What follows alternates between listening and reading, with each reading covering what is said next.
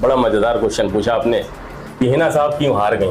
हिना साहब का हारना ये जनादेश जिस तरह से आया है विजय लक्ष्मी जी के पक्ष में, तो मेरे को लग रहा है कि बिहार की और सिवान की जनता के लिए अच्छा नहीं रहा। लेकिन जिस कैंडिडेट के अगेंस्ट में हिना साहब ने हारा है ना, और जिस कैंडिडेट को सिवान की जनता ने अपना जनमत दिया है, बहुमत दिया है, उससे एक्सपेक्टेशन क्या है आपकी? ईद के साथ हिना साहब के साथ लगे हुए थे कि एक ऐसा नेत्री है कि हमारे सिवान की आवाज को संसद में जाकर मजबूती के साथ रखेंगे। आपकी ये उम्मीद है विजय लक्ष्मी जी से? हमारी सांसद है, हारना जीतना और जीतने के बाद वो नेता हमारा होता है। हम पक्ष विपक्ष की बात कर रहे हैं, आप हार जीत की बात तो कर रहे हो, लेकिन क्या आप जानते हो कि विजय लक्ष्मी जी जीत गई? जैसे कि हमारे ओम प्रकाश जी जीत के क्या किया उन्होंने, उसके बाद से कविता जी जीती, उन्होंने क्या किया? आज भी सिवान की जनता एक पुल के लिए जूझ रही है। SN लाइव, सच सबसे आगे। नमस्कार, स्वागत है आप सबका SN लाइव न्यूज पे। मैं हूं आपके साथ मोहम्मद उमर। देखिए, सिवान में हिना साहब क्यों हार गई, कहां पे चूक हुआ, कहां पे दिक्कत हो गया? समर्थक है हमारे साथ जमीला अहमद, क्या लगता है क्यों हार गई मैडम? पहले तो आपकी जितने भी दर्शक हैं उनको सलाम आदाब पेश करता हूं मैं, और हमें उम्मीद है कि वो कबूल भी करेंगे। क्वेश्चन बहुत दिलचस्प है, बड़ा मज़ेदार क्वेश्चन पूछा आपने कि हिना साहब क्यों हार गई।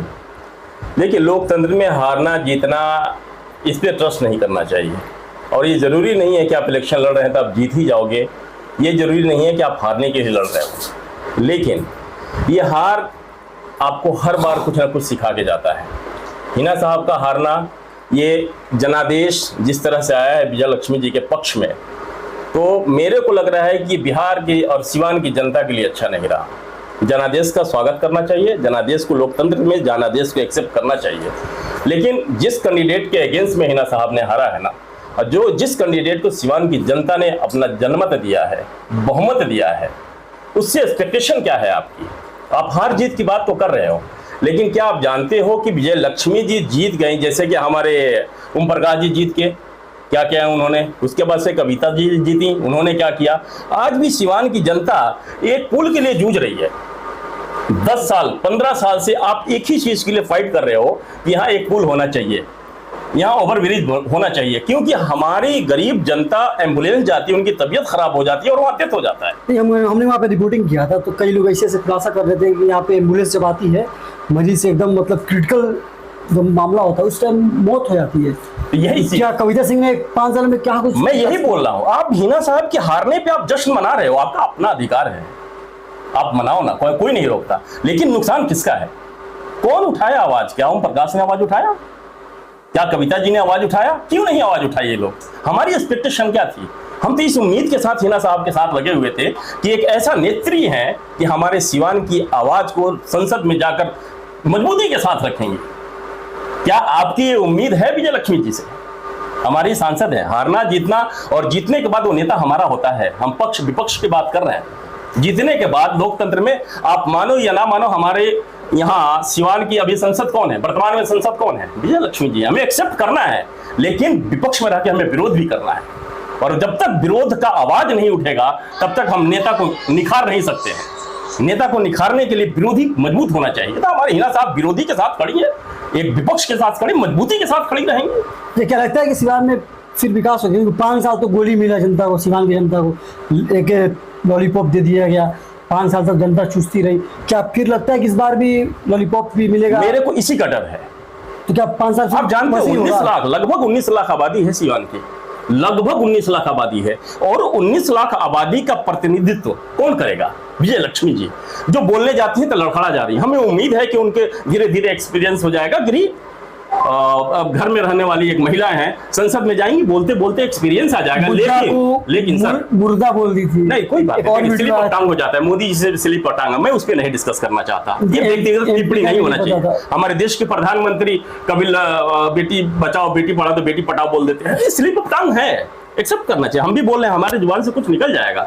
इस चीज में व्यक्तिगत रूप पे कोई ऐसा टीका टिप्पणी करना एक राजनीतिक के लिए, एक नेता के लिए अच्छा नहीं होता। हमारी वो संसद है, विद ड्यू रिस्पेक्ट हम उनके एक्सेप्ट करते हैं, लेकिन हमारी उम्मीद रहेगी कि हिना साहब विपक्ष में ताकत के साथ रहेंगी, और जो भी सिवान का विकास रुका है हिना साहब उसकी आवाज उठाएंगे और उनसे काम करवाएंगे। और हमें उम्मीद है कि विजयलक्ष्मी जी जाके संसद में हमारी बात मजबूती से रखेंगी।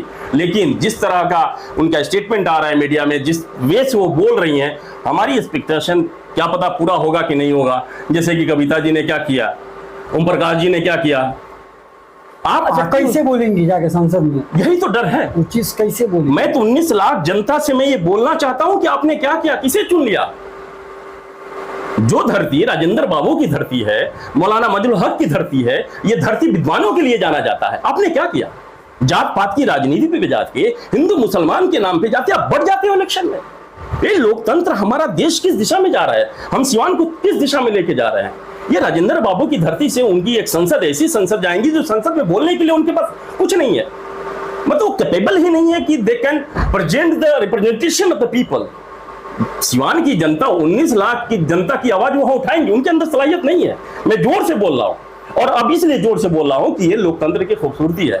और मैं बोलूंगा, अगर मुझे राजनीति करने का मौका मिले, मैं कहीं मिलता हूं, मुझे कुछ कैसे मौका मिले, मैं तो एक प्रोफेशनल हूं, तो ये आवाज जोर से उठाना चाहूंगा। वहाँ पे तो कई से धुरंधर जो नेता होते हैं, उनको बोलने का मौका नहीं मिल पाता है।